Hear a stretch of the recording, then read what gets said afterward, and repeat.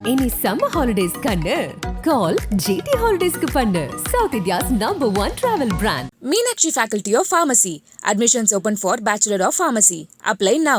Hotstar Specials உப்பு புளி காரம் அட்டகாசமான குடும்ப கலாட்டா வெப் சீரிஸ் மே 30 முதல் Disney Plus Hotstarல். GT Holidays India's #1 travel brand வழங்கும் actor Soori meet and greet. Special thanks to Prozone mall Coimbatore. Sir அவன் குறுக்கோ போயிடாதீங்க சார், அவன் சாதாரண ஆள் சார் அப்படின்னு சொல்லிட்டான்னு வச்சுக்கோங்களேன். அப்புறம் 6 மாதத்துக்கு அப்புறம் சூரி ஊருக்கு போயிட்டான் சார். காமெடியனில் 6 பேக் வச்சிருக்கிற ஒரே ஆள் அது நீங்கள் மட்டும்தான். டேரக்டர் பொன்ராம் சார் வந்து சும்மா காமெடி சீனுக்காக அந்த ஒரு சீன் சொன்னார். அந்த சட்டையை காட்டுறது மட்டும் 40 செகண்ட் 60 செகண்ட் யோசிக்காமல் நான் அதுக்காக மெனக்கட்டேன். அது இன்னைக்கு என்னை இங்கே வந்து உட்கார வச்சிருச்சு. எஸ்கேவோட பண்ணுறப்ப எனக்கு ஒரு ஹீரோ ஒரு காமெடியான ஃபீலே வராது. எனக்கு எப்படி நம்மளாம் ஃப்ரெண்ட்ஸாக இருக்கோமோ எனக்கு அதே தான் அங்கேயும் வரும். ஒரு ஹீரோவை பக்கத்தில் உட்கார வச்சு நான் டியூன் போட்டதே கிடையாது. ஃபர்ஸ்ட் டைம் சார் வந்து உட்காந்துருக்காரு. என்ன சார் போடலாமாண்டாரு. எனக்கு கண்ணு கலங்கிச்சு, ஒரு மாதிரி நிறைவாயிருச்சு. ஐயோ நான் உண்மைக்கு நான் இந்த எல்லாரும் இருக்காங்கன்றக்காக நான் இதை சொல்லலை. இதை நோட் பண்ணிக்கோங்க. இந்த படம் வந்தப்போ கண்டிப்பாக சொல்லுவீங்க. யுவன் பிரித்து மேய்ஞ்சிட்டார், பின்னி எடுத்துட்டாரு. அந்த ஃபெஸ்டிவலில் ஃபாரினர்ஸ் எல்லாருமே படம் பார்க்குறாங்க. ஃபஸ்ட்டு ஒரு படம் பார்க்குறாங்க, ஓகே. நெக்ஸ்ட் அந்த படம் பார்க்குறாங்க, அதுலேயும் இதே ஆள் தான் இருக்காரு, இவர் தான் இருக்காப்புலன்னு. 3வது கொட்டுக்காளி அதுலேயும் இவர் தானா. எல்லாம் படம் பாட்டு வந்துட்டு எல்லாத்துலேயுமே நீங்கள் தான் இருக்காங்க. அவங்க நினச்சிக்கிட்டாங்க பாரு, யார் இந்தியாவில் பெரிய ஆர்டிஸ்டாக இருப்பாரோ, பெரிய ஹீரோவாக இருப்பாரோ, எல்லாத்துலேயும் இவரே இருக்காரு. பெரிய ஹீரோ தானே. ஆனால் விடுதலையோட அந்த கதை இருக்குல்ல, உங்ககிட்ட வந்து வெற்றிமாறன் சார் இந்த மாதிரி ஒரு கதை தான் சொல்ல போகிறாரு அப்படின்ட்டு உங்களுக்கு தெரிஞ்சிருக்கும். வெற்றிமாறன் அவர்களுடைய படங்கள் பார்த்தாலே அது என்ன மாதிரியான ஒரு பொலிட்டிக்கல் விஷயமோ இல்லை சோசியல் விஷயமோ பேச போகிற படமாக இருக்க போகுதுன்றது உங்களுக்கு தெரிஞ்ச விஷயம் தான். நீங்கள் தான் கதையோட நாயகன் அப்படின்னு சொன்னோன்னே என்ன தோணுச்சுண்ணே? டேரக்டர் சார் ஆஃபீஸ்லேருந்து எனக்கு வாய்ப்பு வந்த அழைப்பு வந்த உடனே நான் நேராக போயிட்டு அவர்கிட்ட உட்காந்து காய்ச்சாட்டு பேசிக்கிட்டு இருந்தோம். அப்போ வேற ஒரு கதை ஒன்று சொன்னார் வெற்றிமாறன் சார். அந்த கதையை சொல்லி அந்த கதையில் ஒரு 4 ஆர்டிஸ்ட் 4-5 பேர் காமெடி ஆர்டிஸ்ட் இருக்காங்க எல்லாருமே. ஸோ வழக்கமாக நம்ம காமெடியன் தானே, நம்ம வந்து அவர் படத்தில் ஏதோ ஒரு 4 சீன் பண்ணணும் அப்படின்னு எனக்கு ஒரு ஆசை. ஏன்டா நான் எப்படி லட்சக்கணக்கான ஃபேன்ஸ் எப்படி வெற்றிமாறன் சாருக்கு இருக்காங்களோ அதில் ஒரு ஃபேன்ஸ் நானுமே அவர் மேலே.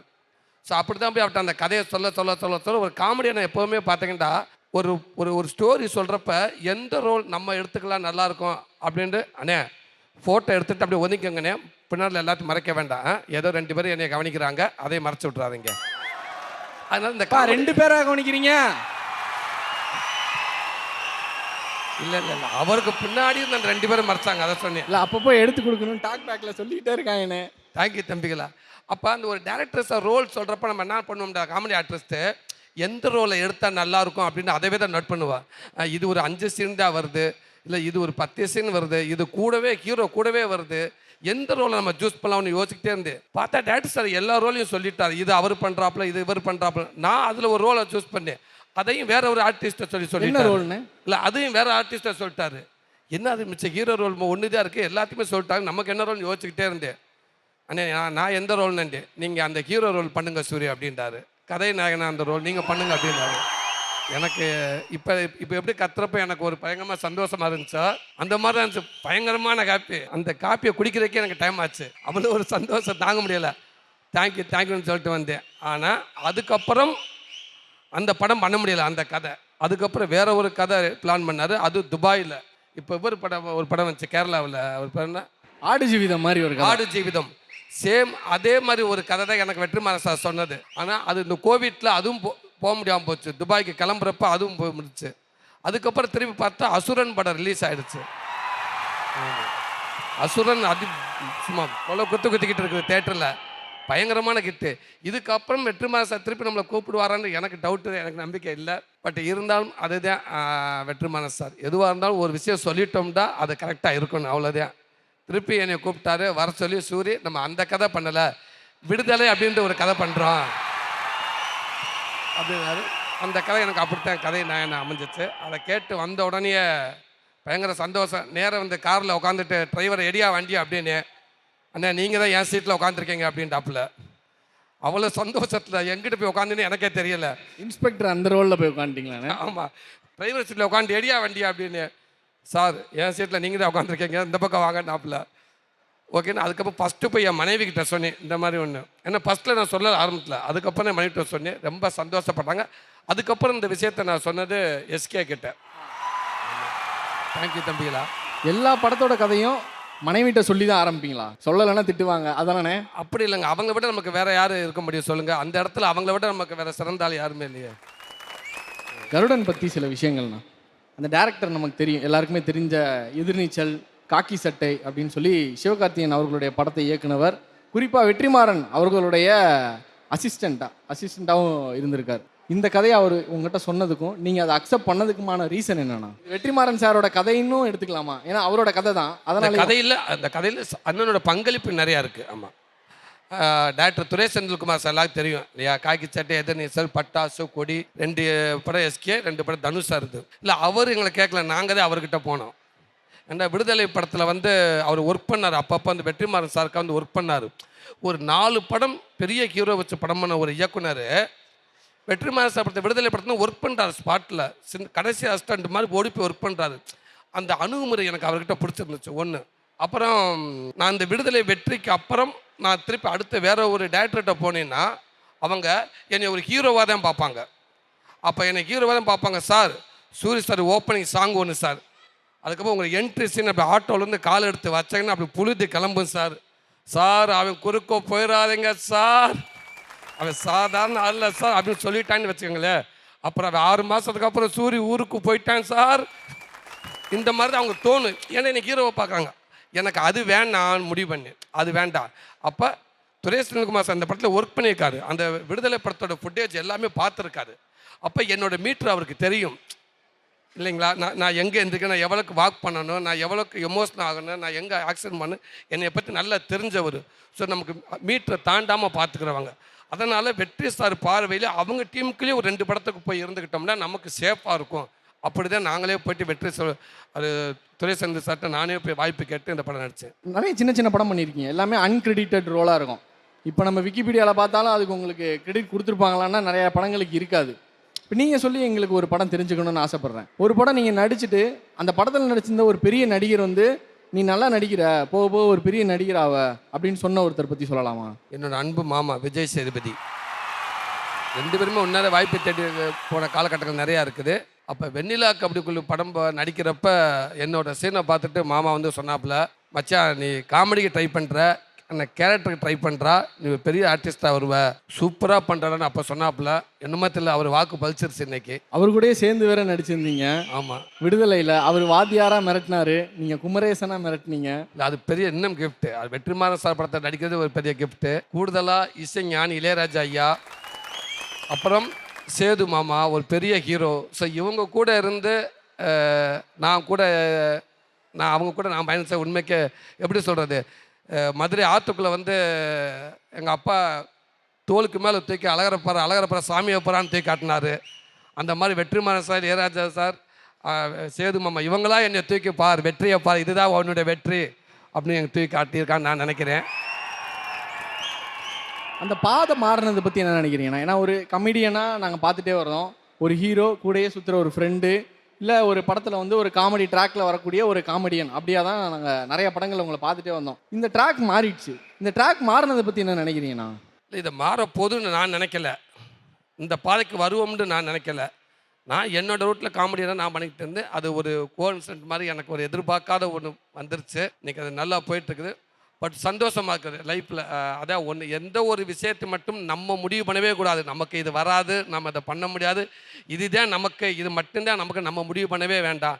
நம்ம பயணிக்கிறத 100% உண்மையாக நம்ம பயணித்தோம்னா நம்ம எங்கே இருக்கோம்னா அது முடிவு பண்ணுன்றது எனக்கு இதில் தெரியுது. விடுதலைக்கு அப்புறமே உங்களை நிறையா ஃபிலிம் ஃபெஸ்டிவலில் பார்க்க முடியுதுண்ணா. கபாலி படத்தில் கூட தலைவர் ஒரு டைலாக் ஒன்று சொல்லுவார், நான் கோட் ஷூட் போடுவேண்டா அப்படின்னுவார். அதே மாதிரி உங்களை நிறைய ஃபிலிம் ஃபெஸ்டிவலில் அந்த கோட் ஷூட்லாம் போட்டு பார்க்க முடியுது. அந்த டிரான்சிஷன் பயங்கரமாக இருக்குண்ணா. ஃபிலிம் ஃபெஸ்டிவல் அந்த கல்ச்சர் எப்படி இருக்குது? அந்த ஃபிலிம் ஃபெஸ்டிவல் போகிறது, பெர்லின் போனீங்க, ரோட்டர்டாம், இந்த மாதிரி பல ஊருக்கு போகிறீங்களா? ஃபிலிம் ஃபெஸ்டிவல்லாம் பார்த்துட்டு அங்கே வெளிநாட்டில் இருக்கிற மக்கள் உங்களை என்ன சொல்கிறாங்கண்ணா? இல்லை, உண்மைக்கே என்னால் லைஃப்பில் ஒரு ஒரு மறக்க முடியாத தருணமாக இருந்துச்சு. பொதுவாகவே ஷூட்டிங் அப்படின்ட்டு நான் நடிக்கிற படம் மூலம் ஒரு பிஎன்சி தேனி, மதுரை, பொள்ளாச்சி, கோயம்புத்தூர் இந்த பக்கம் தான் வருவேன். சூரிய கமிட் பண்ண உடனே ஒரு கைலி செப்பல், அது யூஸ் பண்ண செப்பல், ஆஃபீஸ் பாய் போட்ட செப்பல் 2 எடுத்து வைட்டுவாங்க. கையில் இப்படி தான் எனக்கு இருக்கும் இல்லையா. மேக்ஸிமம் நம்ம வில்லேஜ் படம் தான் நடித்தோம். அப்படி இருக்கிறப்ப இந்த விடுதலை படம் மூலமாக ஃபஸ்ட்டு இந்தியன் ஃபெஸ்டிவல் கோவாவுக்கு போனேன், விடுதலை படம். ஸோ அங்கே ஒரு பயங்கரமான ரெஸ்பான்ஸ் இருந்துச்சு. அதுக்கப்புறம் நெதர்லாந்து போனேன். நெதர்லாந்தில் போயிட்டு அங்கே ஒரு பயங்கரமான ஒரு ரெஸ்பான்ஸு. இதுதான் ஒரு மூவி ஒரு வருஷத்தில் இந்தியாவில் இருக்க எல்லா ஸ்டேட்லேருந்து படம் எடுப்பாங்க, அவார்டுக்கு செலக்ட் பண்ணுவாங்க. அதில் ஒவ்வொரு ஸ்டேட்லேயும் ஒரு படம் செலக்ட் ஆகிறதே கஷ்டம். அப்படி இருக்கிறப்ப நம்ம படம் ஒரு படம் மட்டும் இல்லை, டைரக்டர் ராம் சார் படமும் செலக்ட் ஆகிருக்கு. 7 கடல் 7 மலை விடுதலை படமும் அங்கே ஸ்க்ரீன் பண்ணுறாங்க. கொட்டுக்காளி பிஎஸ் வினோத்ராஜ் கூழாங்கல் படம் எடுத்த டைரக்டர். 3 படம் ஒரே ஃபெஸ்டிவலில் ஒரே நடிகனுக்கு நடந்திருக்கு. இது நான் நினச்சே பார்க்கல. அப்போ அந்த அந்த ஃபெஸ்டிவலில் ஃபாரினர்ஸ் எல்லாருமே படம் பார்க்குறாங்க. ஃபஸ்ட்டு ஒரு படம் பார்க்குறாங்க, ஓகே. நெக்ஸ்ட்டு அந்த படம் பார்க்குறாங்க, அதுலேயும் இதே ஆள் தான் இருக்காரு, இவர் தான் இருக்காப்புலன்னு. 3வது கொட்டுக்காளி அதுலேயும் இவர் தானா எல்லாம் படம் பாட்டு வந்துட்டு எல்லாத்துலேயுமே நீங்கள் தான் இருக்காங்க. அவங்க நினச்சிக்கிட்டாங்க பாரு, யார் இந்தியாவில் பெரிய ஆர்டிஸ்டாக இருப்பாரோ, பெரிய ஹீரோவாக இருப்பாரோ, எல்லாத்துலேயும் இவரே இருக்காரு அப்படின்னு. பெரிய ஹீரோ தானே. கண்டிப்பாக முயற்சி பண்ணுவேன் தம்பி, அதுக்கும் முயற்சி பண்ணுறேன் நான். லைஃப்பில் மறக்க முடியாத ஒரு தருணமாக இருந்துச்சு. இங்கே நம்ம அண்ணன் தம்பி தங்கச்சியை எல்லாரும் பார்த்துட்டு நம்முடைய படத்தை பற்றி பாராட்டுறப்ப, அந்த ரோலை பற்றி பாராட்டுறப்ப, ஒரு வெளிநாட்டில் ஜெர்மனில் பெர்லினில் சுற்றி இப்போ இருக்காங்க இல்லையா நம்ம தம்பிங்க, இது மாதிரி எல்லாருமே ஃபாரினர்ஸ் நம்ம நடுவில் இருந்தால் எப்படி இருக்கும். ஸோ அவங்க பார்த்துட்டு அந்த படத்தை பார்த்து அவங்க பார்த்து விமர்சனம் பண்ணது, அவங்க படத்தை பற்றி சொன்னது உண்மைக்கு அது மறக்க முடியாத ஒரு நிகழ்ச்சியாக இருந்துச்சு. அது வெண்ணிலா கபடிக்குள்ள அந்த பரோட்டா சாப்பிட்ற மாதிரி இருக்கும். சான்ஸ் கிடைக்கணும், சினிமாவை நம்ம அடுத்த கட்டத்துக்கு எடுத்துகிட்டு போகணுன்றதுக்காக பரோட்டா பிடிச்சி வெறி பிடிச்சி சாப்பிட்ட மாதிரி தெரில, சினிமா பிடிச்சி வெறி பிடிச்சி சாப்பிட்ட மாதிரி இருந்துச்சு. உண்மையாக எத்தனை பரோட்டா சாப்பிட்டீங்க? ஒரு 13 பரோட்டா சாப்பிட்ருப்பேன். அதில் நம்ம 13 பரோட்டா சாப்பிட்டு எனக்கு காலையிலேருந்து சாப்பிடாமே இருந்தேன். நான் டைரக்டர் சொல்லிட்டார், இவனுக்கு எதுவுமே கொடுக்காதீங்க, டீயை கூட நிறையா கொடுக்காதீங்க அப்படின்ட்டாரு. ஷூட்டிங்கில் நடிக்கத்தானே போகிறேன், எதுக்கு நமக்கு சாப்பாடே கொடுக்கூடான்னு சொல்கிறான்னு தோணுச்சு. அந்த சீன் நைட்டு 10 மணிக்கு எடுத்தாங்க. அப்போ சாப்பிட்றப்ப கொமட்டிக்கிட்டே வரும்ல யாராக இருந்தாலும். ஏன்னா 13 பரோட்டா சாப்பிட்டு ஊடால 2 பரோட்டா பின்னாடி தூக்கி போட்டு அதெல்லாம் கண்டுபிடிச்சிட்டாங்க. கொன்னே விடுவேன், நீ ஏமாத்தினா ஒன்மொரு போயிட்டு இருக்கும் பார்த்துக்க அப்படின்ட்டார் டேரக்டர். ஒரு 13 பரோட்டா சாப்பிட்டு அந்த டேக்கு ஓகே ஆயிடுச்சு. அதுக்கப்புறம் தான் டேரக்டர் இன்னொரு நாள் சொன்னார், இல்லைடா சூர்யா, அது ஆக்டிங் தான் இல்லைன்னு சொல்லலை, நீ ஏதாவது சாப்பிட்டேன்னா நீ வேணுக்கு கம்பல் பண்ணி சாப்பிட்றது ஒரு ஃபேஸ் காட்டி கொடுத்துரும், என்ன கேமராவில் தெரிஞ்சிடும். உள்ளே ஃபுல்லாக இருந்துச்சு நம்ம சாப்பிட்றப்ப நம்ம நடிக்கிறோம், ஆனால் அது அந்த தெரிஞ்சிடும். அது உள்ளே வயிறு காலியாக இருந்துச்சுன்னா ஒன்று அறியாமல் வேம போய் அப்படின்ற மாதிரி சொன்னார். அதே உண்மை. நீங்கள் உண்மையிலே உங்களோட பாடி அப்படி தான் மெயின்டைன் பண்ணுறீங்களா? ரொம்ப ஸ்லிம்மாக இருக்கணும் அப்படின்றது கண்டிப்பாக இல்லை, அந்த வறுமை இல்லை ஊருக்கு விட்டு ஓடி வந்தனால இந்த ஆடிஷன் இந்த மாதிரி பல விஷயங்கள் காசு இல்லாதனால அந்த மாதிரி ஒரு காரணம்னு வச்சுக்கலாமா? அப்போ சாப்பாடு இல்லாமல் எதுவுமே இல்லாமல் கிடந்தாலும் இருந்த உடம்பு அது. அப்போ எதுவுமே இல்லை, உடம்பு அப்படி இருந்துச்சு. இப்போ எல்லாமே இருக்குது, உடம்பு அப்படியே தான் வச்சுருக்கேன். அது ஒன்றும் பண்ண முடியாத சூழல். பட் இப்போ நான் எல்லாமே இருக்குது, நான் உடம்பை மெயின்டைன் பண்ணுறேன். உடம்பை மெயின்டைன் பண்ணுறீங்களா? உடம்பை மெயின்டைன் பண்ணுறதை விட அந்த 6 பேக் 8 பேக்ஸ் அதெல்லாம் கொண்டு வரது தான் பெரிய விஷயம். எனக்கு தெரிஞ்சு தமிழ்நாட்டில் காமெடியனில் 6 பேக் வச்சுருக்கிற ஒரே ஆள் அது நீங்கள் மட்டும்தான். எப்படி அதை மெயின்டைன் பண்ணுறீங்க அந்த பாடியை?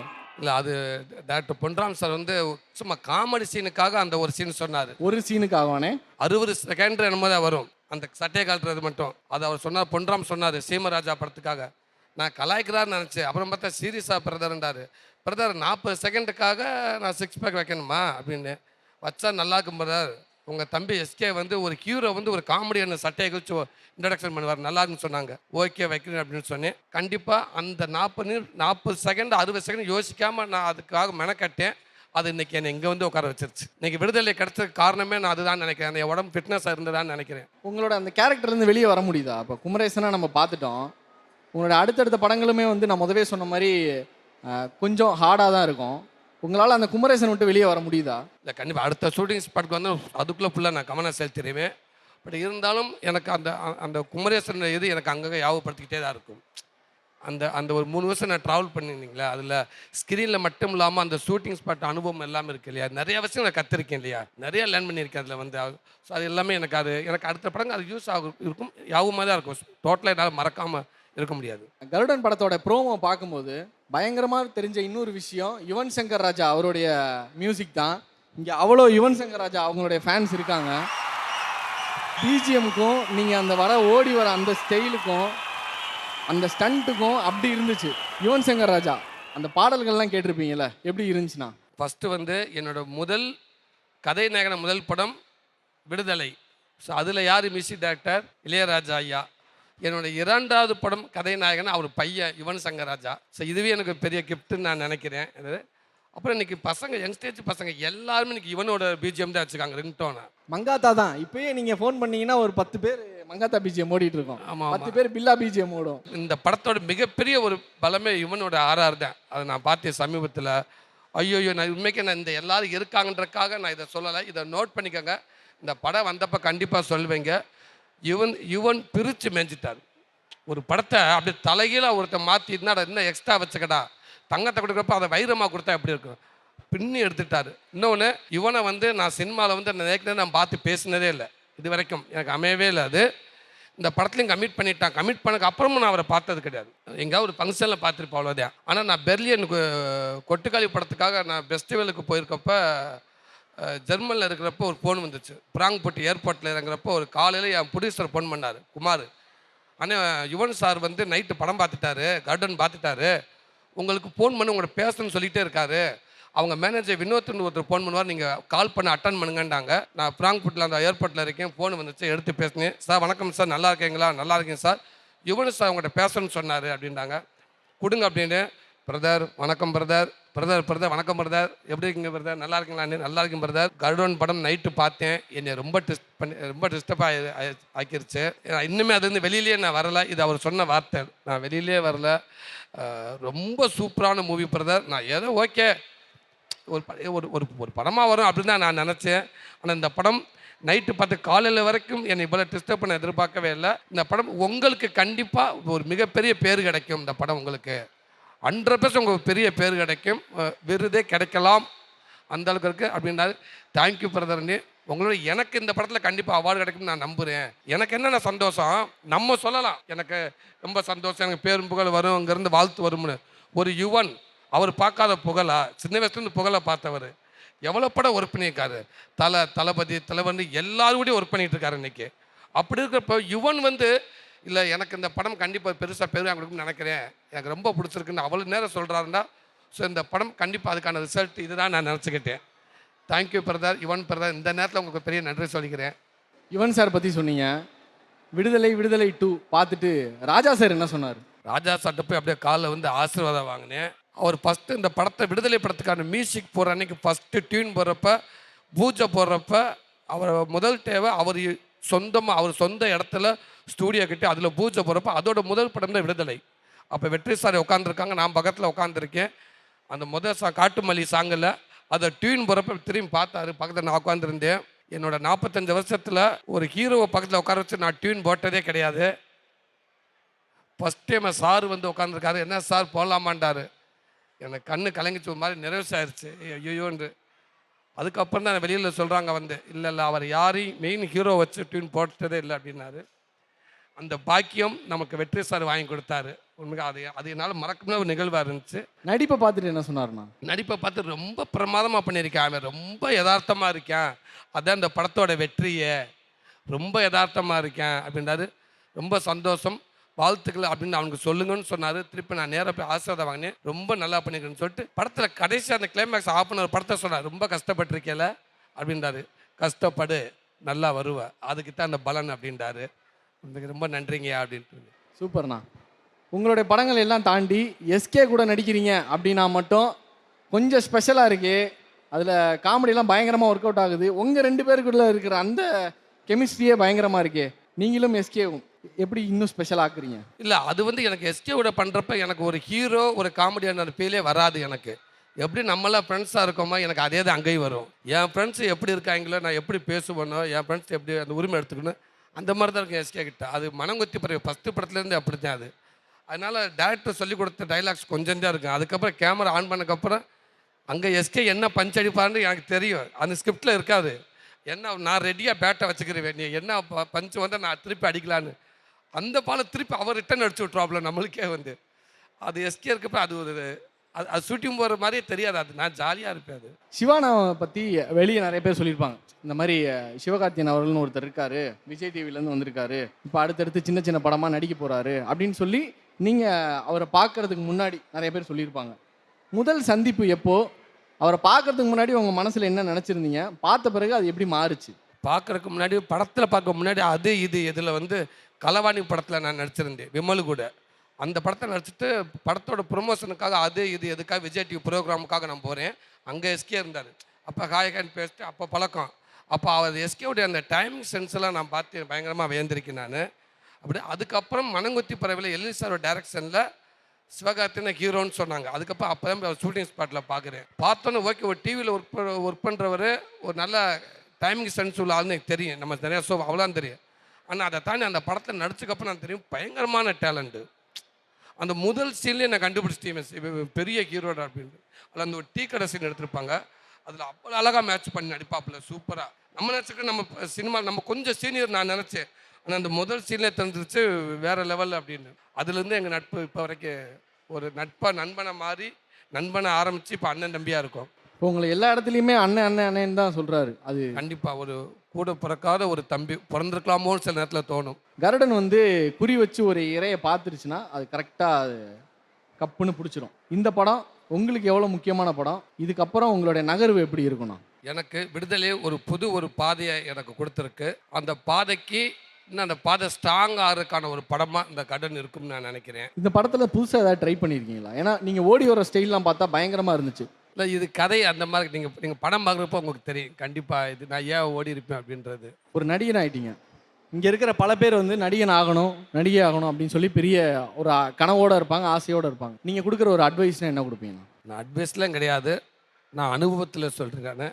என்ன எதை வேணாலும் நீங்கள் தேர்ந்தெடுங்க. அதில் அந்த தேர்ந்தெடுக்க முன்னாடி எல்லா சூழலும் யோசிச்சுக்கோங்க. இந்த பயணம் எவ்வளோ தூரம் இருக்கும், இந்த பயணத்தில் எவ்வளோ வெற்றி இருக்கும், எவ்வளோ தோல்வி இருக்கும். வெற்றியை விட எந்த ஒரு பயணமாக முதல் நமக்கு சில பேர்த்துக்கு உடனே சக்ஸஸ் கிடச்சிடலாம், சில பேருக்கு நிறைய தோல்விகள் தான் ஃபஸ்ட்டு இருக்கும். அதனால் நான் தோல்வி தான் நீங்கள் சந்திக்கணும்னு சொல்ல வரல, இது எல்லாமே இருக்கும். இது எவ்வளோ ட்ராவல் பண்ணலாம், அது வரைக்கும் நமக்கு பின்னாடி நம்ம நம்பி இருக்கவங்களுக்கு நம்ம என்ன பண்ண போனோம் என்ன பண்ணணும். சிலது உடனே கிடைச்சி சிலது நம்ம லாங்காக கிடைக்கும். ஆனால் சுற்றி இருக்க உங்கள் சூழல் உங்கள் நம்பி இருக்கவங்களுக்கு ஒரு விஷயம் பண்ணிவிட்டு அவங்களுக்கு ஒரு ரெடி பண்ணிவிட்டு அதுக்கப்புறம் நீங்கள் மூவ் பண்ணுங்க. சினிமாவில் மட்டும் நான் சொல்கிறேன், நீங்கள் வந்தோடனே கிடைச்சா கிடைக்கலாம். அது ரெடி பண்ணிட்டு பண்ணுங்கள். நீங்கள் முடிவு பண்ணிட்டீங்கன்னா அதுலேருந்து ரிவர்ஸ் ஆகாதீங்க. நான் அதான் சொல்கிறேன், ஒரு இலக்கம் முடிவு பண்ணிட்டீங்கன்னா 1000 பேர் 1000 விதம் சொல்ல தான் செய்வாங்க. இங்கே நல்ல விதமாக 4 பேர் சொல்கிறத விட நெகட்டிவாக நான் 40 பேர் சொல்லுவேன். ஆனால் நம்மளால் முடியும்னு தோணுச்சுன்னா தயவு செய்து ரிவர்ஸ் ஆகாத, கடைசி வரைக்கும் முட்டு. அவள் தான் உன்னோட இலக்கு எதுவும் அது மட்டும்தான் நீ முடிவு பண்ணணும். கண்டிப்பாக முடியாது எதுவுமே இல்லை. ஆனால் இப்போ இருக்கிற பல பேர் வந்து இந்த கமெண்ட்ஸ்லாம் பார்த்து ரொம்ப அப்செட் ஆகிடுறாங்க. கமெண்ட்ஸ் வந்து நிறைய பேர் ரொம்ப பாதிக்க வைக்கிது. கமெண்ட்ஸ்லாம் நீங்கள் படிப்பீங்களா? இல்லை, நான் ரொம்ப ரேராக தான் யாராவது என்கிட்ட காட்டினா தான் பார்ப்பேன். அதில் என்னை விட நிறையா பாசிட்டிவாக காட்டியிருக்காங்க. ஏதாவது நம்ம ஒன்று போடுவோம், அதை கலாய்ச்சி சில கமெண்ட்ஸ் வரும், அதை நான் பார்க்க மாட்டேன். இந்த பசங்க யாராவது காட்டுவானுங்க, நான் அதெல்லாம் கண்டுக்கிறதே இல்லை. பெருசாக அதை மனசில் எடுத்துக்க மாட்டீங்களாண்ணா? சொல்கிறது இங்கே ஈஸியாக எல்லாருமே சொல்லலாம், யார் வேணால் யாரை சொல்லலாம். ஆனால் அந்தந்த இடத்துல அவங்கள யோசிச்சு பாருங்கள். ஒரு கமெண்ட்ஸ் போகிறனால ஒருத்தர் மனசை கஷ்டப்படுத்துறதுனால அவங்களுக்கு ஒன்றுமே ஆயிரப்படுறதே இல்லை. எல்லா இடத்துலையும் இருந்துக்கிட்டு எல்லா இடத்துலையும் எல்லாத்தையும் பேசிடலாம். ஆனால் அவங்கவுங்க இடத்துல இருந்து பார்த்தா தான் அது தெரியும். அது கமெண்ட்ஸ் பண்ணுறது அது அவங்களோட விருப்பம், அவங்க பண்ணிட்டு போகிறாங்க. அந்த கமெண்ட்ஸ் நல்ல விதமாக இருந்துச்சுன்னா அதை நம்ம யூஸ்ஃபுல்லாக இருக்கும். இல்லை அந்த கமெண்ட்ஸ் வந்து நமக்கு ஒரு பயனுள்ளதாக இருக்குன்னா அதை நம்ம யூஸ் பண்ணிக்கலாம். அது இல்லாமல் தேவையில்லாத அந்த கமெண்ட்ஸை அதை கண்டுக்கவே வேண்டாம். நான் அப்படித்தான். அண்ணே, லவ் சீன்ஸ்லாம் நடிக்கிறது எப்படின்னு ரொம்ப கஷ்டப்பட்டேன். எந்த ரியல் லைஃப்பில் லவ் பண்ணாதான் நமக்கு இதெல்லாம் ஈஸியாக வரும், நமக்கு அது இல்லை. பட் ஓகே, ஒரு லிமிட்டான லவ்வாக வச்சுக்கிட்டு. டான்ஸ்லாம் பயங்கரமாக இருக்கேனே. ஆமாம் தம்பி, இந்த டான்ஸ் ஹெவியாக தான் நம்பி இருந்துச்சு. இல்லை, அடுத்த படத்தில் கண்டிப்பாக நீங்கள் என்னோடய டான்ஸை பார்க்கலாம். கஷ்டமாக தான் இருக்கும், இருந்தாலும் நீங்கள் பார்க்குற அளவுக்கு கண்டிப்பாக அடுத்த படத்தில் நான் ஆடுறேன், என்னால் முடியும். முதல்ல நேரில் பார்த்த ஹீரோயின் தேவயானி. மறுமலர்ச்சிங்கிற ஒரு படத்தில் ஃபஸ்ட் டைம் நான் சென்னைக்கு வந்து முதல் படம் ஷூட்டிங் பார்த்து ராஜா. நான் மலேசியாவிலேருந்து வந்திருக்கேன். மலேசியாவில் உங்களுக்கு அவ்வளோ ஃபேன்ஸ் இருக்குது. ஸோ எனக்கு ஒரே ஒரு ரிக்வெஸ்ட், ஒரே ஒரு ஹாக் பண்ணிக்கிறேன் போதும்.